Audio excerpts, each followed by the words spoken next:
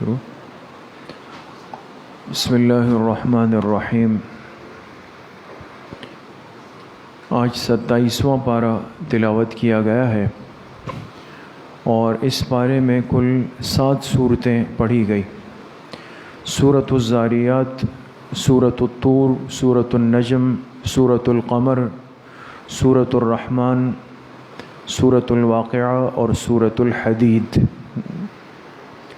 سب سے پہلی سورت جو تلاوت ہوئی وہ سورۃ الذاریات تھی۔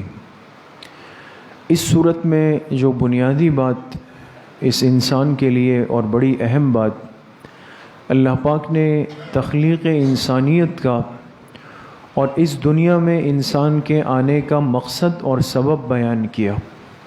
کیوں انسان بنایا گیا؟ وَمَا خَلَقْتُ الْجِنَّ وَالْإِنسَ إِلَّا لِيَعْبُدُونَ۔ اللہ کی بندگی اصل مقصود ہے انسانیت کی تخلیق کے لیے۔ نفس عبادت، نفس تسبیح، نفس اللہ کا ذکر یہ تو فرشتے بھی کرتے تھے اور ہم سے زیادہ احسن انداز میں، اچھے انداز میں معصوم اور نورانی مخلوق ہے۔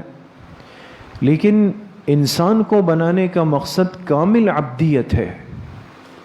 عبدیت کا مطلب یہ ہوتا ہے کہ ایک ایسی مخلوق جس میں خیر اور شر دونوں کی صلاحیت ہو، وہ صحیح بھی کر سکے، غلط بھی کر سکے۔ اب کمال یہ ہے کہ ایک آدمی کے پاس دونوں اختیار ہو، وہ دونوں کام کر سکتا ہے، لیکن وہ اپنے نفس کو کنٹرول کر لے اور غلط کو چھوڑ کر صحیح پر آ جائے، تو ایسی زندگی جو ہے یہ عبدیت والی زندگی کہلاتی ہے۔ تو ہماری زندگی اور ہمارے دنیا میں پیدائش اور آنے کا مقصد دوستو وہ الا لیعبدون ہے، عبدیت ہے، اللہ تعالیٰ کی کامل بندگی ہے۔ زندگی اللہ کی بندگی میں ہو، اس لیے فرمائے زندگی آمد برائے بندگی، زندگی آمد برائے بندگی، زندگی بے بندگی شرمندگی۔ اگر انسان اپنی زندگی میں اللہ کی بندگی چھوڑ دے تو یہ زندگی نہیں بلکہ شرمندگی بن جائے گی۔ دوسری سورت سورہ طور ہے۔ اس میں اللہ پاک نے ایمان کی اس عظیم نعمت کے صلے میں ایک ایسے انعام کا ذکر فرمایا جس سے ایک صاحب ایمان کو، ایک مسلمان کو بڑی تسلی اور سکون ملتا ہے۔ اور وہ نعمت کیا ہے؟ فرمایا کہ والذین آمنوا واتبعتهم ذریتهم بایمان الحقنا بهم ذریتهم۔ جب قیامت کا دن ہوگا اور ایک مومن بندے کو اس کے ایمان اعمال کی وجہ سے اللہ پاک جنت کے بڑے عالی مراتب دے دیں گے۔ یہ اس مرتبے پر جب پہنچے گا تو اسے اندازہ ہوگا کہ جو دنیا میں میری آل و اولاد تھی، بیوی بچے تھے، وہ یہاں نہیں پہنچ سکے۔ معلوم ہوگا کہ وہ جنت تو آئے ہیں لیکن ان کے اعمال اس پائے کے نہیں، اس درجے کے نہیں کہ ان کو یہاں لایا جائے، اس لیے وہ جنت کے نیچے مراتب میں۔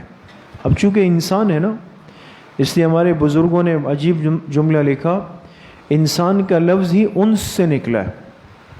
یہ مانوسیت چاہتا ہے، جس سے اس کا مزاج جڑ جائے پھر زندگی اس کے ساتھ گزارنا چاہتا ہے۔ اب سب سے زیادہ انسان، ایک سلیم الفطرت انسان، وہ دنیا میں اپنے آل اولاد بیوی بچوں سے مانوس ہوتا ہے، ان کے ساتھ خوش رہتا ہے۔ جنت میں جانے کے بعد پریشان ہو جائے کہ بھئی میرے بیوی بچے نیچے رہ گئے، میں اوپر آ گیا، تو ظاہر سی بات ہے کہ جنت جو ہے وہ غم کی، فکر کی جگہ تو ہے نہیں کہ انسان وہاں بھی پریشان ہو۔ اب اللہ پاک فرمائیں گے کہ ایک حل تو یہ ہے کہ اس تکلیف کو دور کرنے کے لیے اس کو نیچے اتار دے، ان کے پاس نیچے لے جائے۔ تو یہ میرے عدل کے خلاف ہے کہ اس کو ملا اوپر والا درجہ اور ہم اس کو نیچے لے جائیں، تو یہ صحیح نہیں ہے۔ تو لہٰذا اللہ فرمائیں گے کہ میرے فضل کا تقاضا یہ ہے کہ ان کو نیچے سے اوپر لے آؤ۔ تو ان بیوی بچوں کو اوپر لایا جائے گا اس کے پاس مرتبے میں، لیکن اللہ پاک نے فرمایا شرط یہ ہے کہ ان کے پاس بھی ایمان کی نعمت ہو. یہ ضروری ہے دوستو. اگر خدا نہ خواستہ آل و اولاد میں کسی نے ایمان ضائع کیا، برباد کیا، تو پھر تو جنت کا ہی سوال ختم ہو جاتا ہے. تیسری سورت سورۃ النجم تلاوت ہوئی. اس صورت میں اللہ پاک نے فرمایا کہ ہمارا ایک ضابطہ ہوگا قیامت کے دن، اور یہ بڑی اہم بات ہے کہ وَلَا تَزِرُ وَازِرَةٌ وِزْرَ أُخْرَى. اس دن کوئی شخص کسی دوسرے کے گناہوں کا بوجھ اپنے اوپر نہیں اٹھائے گا. بات کو بہت اچھی طرح سمجھیں. کوئی کسی اور کا بوجھ اپنے اوپر نہیں لے گا. کیا مطلب؟ یہ تصور مختلف فرق باطلہ میں، جو دنیا میں باطل پرست لوگ زمانے قدیم سے چلتے ہوئے آ رہے ہیں اور ہر زمانے میں ہوتے ہیں، ان کے ہاں ایک جاہلانہ تصور یہ ہے، اور یہ جن کی اتباع میں اور پیروکاری میں لگ جاتے ہیں، وہ اپنی پیٹ پرستی کے لیے ان کو اطمینان دلاتے ہیں کہ جی آپ فکر نہ کریں، آپ جب میرے مرید بن گئے، میرے حلقہ ارادت میں داخل ہو گئے، مجھے نذرانے پیش کر دیے آپ نے، تو اب آپ پریشان نہ ہو، آپ کے قیامت کے سارے مشکلات اور مسائل وہ پھر میرے اوپر ہے. یہ کوئی کر سکتا ہے کہ دنیا میں کسی کو یہ مطمئن کر دے کہ جی آپ جو بھی اب کریں آپ کو اس کی ٹینشن نہیں ہوگی قیامت کے دن؟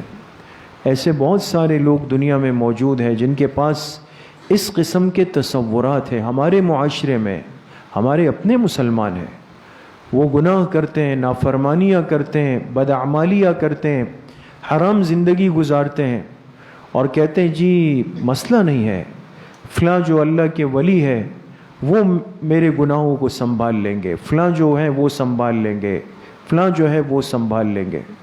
ایسا کبھی بھی نہیں ہو سکتا دوستو. اللہ کا ایک ضابطہ ہے، جس نے جو گناہ کیا وہ اس کا بوجھ قیامت کے دن اس پہ ضرور آئے گا. اللہ کے سامنے کسی کو یہ جرأت نہیں ہے کہ وہ آ کے دوسرے کا بوجھ اٹھا لے اور اللہ پاک سے کہے کہ جی اس کو لے جائیں جنت کے اندر. تو اس تصور کی، یہ جاہلانہ تصور ہے، اس کی نفی فرمائیں. چوتھی سورت سورۃ القمر تلاوت کی گئی. اس صورت میں آپ علیہ الصلاۃ والسلام کے ایک بڑے عظیم الشان معجزے کا ذکر ہے، جس کو معجزہ شق القمر کہتے ہیں. اقتربت الساعۃ وانشق القمر. قمر چاند جو ہے وہ شق ہو گیا، ٹکڑے ہو گیا. آپ حضرات نے واقعہ تو سنا ہوگا کہ منی میں آپ علیہ الصلاۃ والسلام تشریف لے گئے، اور یہ حج کا موقع تھا. حج سے مراد یہ ہے کہ اسلام کے زمانے سے پہلے بھی لوگ پوری دنیا سے آ کے حج کرتے تھے. مشرکین مکہ بھی حج کرتے تھے، لیکن ان کے حج کا اپنا ایک طریقہ تھا. یہ زمانے قدیم سے چلتا ہوا آیا. وہ لوگ بھی منی جاتے تھے، پھر عرفات نہیں جاتے تھے، پھر مزدلفہ آ جاتے تھے. پھر مزدلفہ آ کے کیا کرتے تھے؟ اپنے باپ داداؤں کے اشعار پڑھتے تھے، ان کی بڑائیوں کے، اس کو عبادت سمجھتے تھے. یہ ایک طریقہ تھا ان کا، اس کو حج کہتے تھے. آپ علیہ الصلاۃ والسلام جب مکی زندگی میں تھے تو آپ کا اصل مقصود اور محنت یہ تھی کہ لوگوں کو دعوت دی جائے. تو حج کا موقع تھا اور سب مشرکین آئے ہوئے تھے منی میں. آپ وہاں تشریف لے گئے، ان سے بات کی، تو انہوں نے کہا چلیں اگر آپ واقعی سچے پیغمبر ہیں تو، چونکہ حج 10، 11، 12 ان ایام میں آتا ہے جب چاند بالکل عروج پہ ہوتا ہے، تو کہا کہ یہ جو چاند نظر آ رہا ہے اس کو آپ 2 ٹکڑے کر دیں، بیچ سے شق کر دیں تو ہم مان جائیں گے. تو اللہ پاک نے آپ کے ہاتھ سے یہ معجزہ صادر فرمایا. آپ نے اپنی انگلی مبارک کا اشارہ فرمایا اور چاند 2 ٹکڑے ہو گیا. اور اتنا واضح فرق آیا کہ جو موقع پر موجود تھے بعد میں ایمان لائے، جو صحابہ بنے، وہ فرماتے ہیں ہم نے اپنی آنکھوں سے دیکھا کہ چاند کا ایک ٹکڑا پہاڑ کے اس طرف ہو گیا، ایک اس طرف ہو گیا، بالکل الگ الگ ہو گیا. اب کتنا کھلا معجزہ ہے. اور انہوں نے معیار یہ بنایا کہ بھئی چاند 2 ٹکڑے کرے تو ہم ایمان لاتے ہیں، اب لے آنا چاہیے. تو جب اتنا بڑا معجزہ دیکھا تو کہا ھذا سحر مستمر، کہا یہ تو پرانا چلتا ہوا ایک جادو ہے، نعوذ باللہ۔ تو اپنے اس ہٹ دھرمی کی وجہ سے اللہ پاک نے ان کو اتنے بڑے معجزے کے بعد بھی ہدایت سے محروم کر دیا۔ یہ مزاج بہت گندا ہوتا ہے جب ایک انسان اپنے اندر یہ مزاج پیدا کر لینا نہ ماننے کا، ہٹ دھرمی کا، تو اس کے نتیجے میں بہت ساری خیر کی، ہدایت کی، بھلائی کی، اصلاح کی باتیں، وہ دروازے اس پہ بند ہو جاتے ہیں۔ دوست ہمیشہ اپنے دل دماغ کے دروازوں کو کھلا رکھیں، خیر کی بات کہیں سے بھی مل سکتی ہے، اور جو آپ کو ترتیب سے خیر کی بات کرے نا، ترتیب سے، میرے جملے پہ غور فرمائیں، جو آپ کو ترتیب سے خیر کی بات کرے اس کو اپنا مصلح سمجھیں۔ سمجھ میں آتی ہے بات؟ کسی نے آ کے مجھے خاموشی سے کہا کہ جی آپ ابھی وضو فرما رہے تھے تو آپ کے پیر کا کونا جو ہے نا یہ سوکھا رہ گیا ہے تھوڑا سا، ٹھیک ہے، تو یہ صحیح کر رہا ہے یا غلط کر رہا ہے؟ صحیح کر رہا ہے، ترتیب پہ کر رہا ہے، بیچ مجمع میں آ کے مجھے نہیں بول رہا، سب کے سامنے نہیں بول رہا، ریکارڈ نہیں لگا رہا، اس کا کان میں آ کے بول رہا ہے، معلوم ہوا ترتیب پر میری غلطی کی نشاندہی کر رہا ہے، یہ میرا مصلح ہے، مجھے اس کے لیے دعائیں خیر کرنے چاہیے۔ 5ویں سورت جو پڑھی گئی وہ سورۃ الرحمن تھی۔ یہ قرآن کریم کی بڑی خوبصورت اور عظیم الشان سورت ہے، اور اس کے لیے حدیث پاک میں آتا ہے، حضرت علی رضی اللہ عنہ کی روایت ہے، لِكُلِّ شَيْءٍ زِینَةٌ وَزِینَةُ الْقُرْآنِ سورۃ الرحمن۔ ہر چیز کے لیے اللہ پاک نے ایک خوبصورتی کا ذریعہ بنایا ہے، اور قرآن کی خوبصورتی اور زینت کس میں ہے؟ سورہ رحمان کے اندر۔ یہ عروس القرآن ہے، اور اس میں اللہ پاک نے اپنے انعامات کو مختلف انداز سے بار بار ذکر کیا، اور 31 مرتبہ فَبِأَيِّ آلَاءِ رَبِّكُمَا تُكَذِّبَانِ، اس آیت کا اعادہ فرمایا، تم اللہ کی کس کس نعمت کو جھٹلاتے رہو گے، اس کا انکار کرو گے۔ اپنی نعمت بتائی، پھر فَبِأَيِّ آلَاءِ رَبِّكُمَا، اپنی نعمت بتائی، پھر فَبِأَيِّ آلَاءِ رَبِّكُمَا۔ تو پوری صورت میں اللہ پاک نے اپنی نعمتیں بھی گنوائی ہیں۔ اچھا، اب اہم بات یہ ہے کہ بعض آیات میں اللہ پاک نے جہنم کا بھی تذکرہ کیا ہے، اور جہنمیوں کا تذکرہ بھی کیا ہے کہ ان کے ساتھ جہنم میں یہ سلوک ہوگا، یہ سلوک ہوگا، یہ سلوک ہوگا، یہ بھی کیا، اور ان کے تذکرے کے بعد بھی فَبِأَيِّ آلَاءِ رَبِّكُمَا تُكَذِّبَانِ۔ بات سمجھ رہے ہیں دوستوں جو سمجھانا چاہتا ہوں؟ اب نعمتوں کے بعد اور جنت کے تذکرے کے بعد تو فَبِأَيِّ آلَاءِ رَبِّكُمَا تُكَذِّبَانِ سمجھ میں آتا ہے، لیکن جہنم اور جہنمیوں کے تذکرے کے بعد فَبِأَيِّ آلَاءِ رَبِّكُمَا تُكَذِّبَانِ کا کیا مطلب ہوگا؟ وہ تو کوئی نعمت نہیں ہے جہنم میں جانا، جہنمی بننا نعمت نہیں ہے، تو پھر فَبِأَيِّ آلَاءِ کیوں فرمایا؟ اس بات کو سمجھیں۔ مفسرین فرماتے ہیں چونکہ ہم ان آیات کی تلاوت دنیا میں کر رہے ہیں نا، ابھی آخرت کا معاملہ شروع نہیں ہوا، اور کسی آنے والی مصیبت کی اطلاع پہلے سے دے دینا بہت بڑی نعمت ہوتی۔ جہنم کے بارے میں اللہ نے پہلے سے بتا دیا، جہنمیوں کی حالت پہلے سے بتا دی، اور اس دنیا میں ہمیں بتا دی کہ بھئی اگر ایسا کیا تو پھر یہ ہو جائے گا۔ تو انسان کو جب پہلے سے تنبیہ کر دی جائے تو یہ بہت بڑا انعام ہوتا ہے، لہٰذا ان کے بعد بھی فَبِأَيِّ آلَاءِ رَبِّكُمَا فرمانا بالکل برمحل ہے۔ اس کے بعد سورۃ الواقعہ پڑھی گئی۔ یہ بھی قرآن کریم کی ان صورتوں میں سے ہے جو ایک مسلمان کی روزمرہ کی زندگی کا حصہ ہونا چاہیے، معمولات کا، اس لیے کہ عبداللہ ابن مسعود رضی اللہ عنہ کی روایت ہے کہ جو مسلمان رات سونے سے پہلے سورۃ الواقعہ پڑھتا ہے پابندی سے، تو اللہ پاک اس سے رزق کی تنگی اور فاقے کو دور کر دیتے ہیں۔ یہ بہت ہی مجرب صورت ہے، اس کو روزانہ 1 مرتبہ تلاوت کرنی چاہیے، اس سے رزق میں برکت بھی آتی ہے اور گھر کی مشکلات بھی حل ہوتی ہے۔ یقین شرط ہے، یقین کے ساتھ پڑھیں۔ اس صورت میں اللہ پاک نے 3 طبقوں کا ذکر فرمایا۔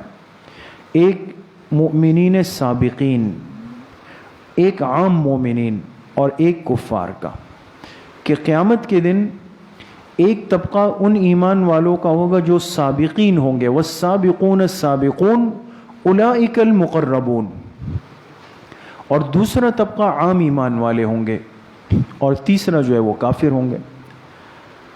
अब जो काफिर है वो तो जहन्नमी है, और जो आम ईमान वाले हैं इनके साथ अल्लाह पाक जो मामला फरमाए, अगर चाहे तो जन्नत भेज दे, चाहे तो सज़ा भुगत के जन्नत जाए।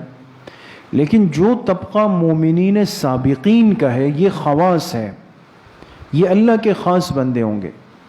इनके लिए फरमाया गया कि ये वो हैं कि जो क़यामत में बग़ैर हिसाब किताब के जन्नत में दाखिल हो जाएंगे, इनसे हिसाब किताब नहीं होगा। तो जब ये आयत उतरी तो आप अलैहिस्सलातु वस्सलाम ने अल्लाह पाक से पूछा कि अल्लाह, ये मेरे उम्मत में साबिकीन कितने हैं?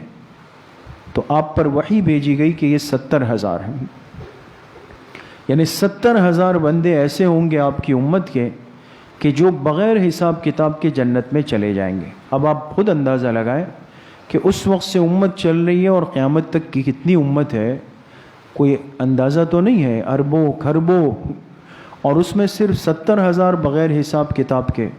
तो आप अलैहिस्सलातु वस्सलाम जो रहमतुल लिल आलमीन है, अपनी उम्मत के लिए सरापा रहमत थे, बड़े परेशान हो गए और अल्लाह पाक से फरमाए कि अल्लाह ये तादाद तो बड़ी कम है, सिर्फ 70,000। तो अल्लाह पाक ने फरमाया कि मेरा वादा है कि इन 70,000 में से हर एक को मैं इसका इख्तियार दूंगा कि हर एक के साथ फिर 70,000 चले जाएं। अल्लाह हमें भी शामिल फरमाए। इस पे आप अलैहिस्सलातु वस्सलाम मुतमईन हो। इसके बाद सूरतुल हदीद पढ़ी गई। इस सूरत में अल्लाह पाक ने इंसान की ज़िंदगी के मराहिल को बहुत तरतीब के साथ समझाया, एक मिसाल देकर, और मिसाल दी एक खेत में मेहनत करने वाले किसान की, कि जो खेत में मेहनत करता है, देखिए पहले बीज डालता है, फिर पौधा निकलता है। जब निकलता है तो बिल्कुल कमज़ोर सा होता है ना, हिल रहा होता है, टूट भी जाता है। कुछ दिनों के बाद अगर इस पर मेहनत की जाए तो ये पौधा खूबसूरत हो जाता है, खड़ा हो जाता है। और अगर किसान ने बर वक्त इसको नहीं काटा तो कुछ दिनों बाद ज़र्द होके बिल्कुल ख़राब होके बेकार हो जाएगा। अल्लाह पाक ने फरमाया ज़िंदगी ये है कि इंसान जब दुनिया में आता है तो बिल्कुल पौधे की तरह कमज़ोर होता है, ये बचपन होता है, और फिर एक वक्त आता है कि ये जवान हो जाता है, इसकी ताकत उरूज पे आ जाती है, तमाम कुव्वा काम कर रहे होते हैं। और फिर एक वक्त आता है कि फिर ज़ईफ़ बूढ़ा बेचारा हो जाता है, कमज़ोर हो जाता है, ज़र्द हो जाता है। और फिर एक दिन आता है कि अल्लाह का हुक्म आता है और फिर इसको ले जा के मिट्टी के हवाले कर दिया जाता है। अल्लाह पाक मुझे भी आप सबको सही अमल की तौफ़ीक नसीब फरमाए।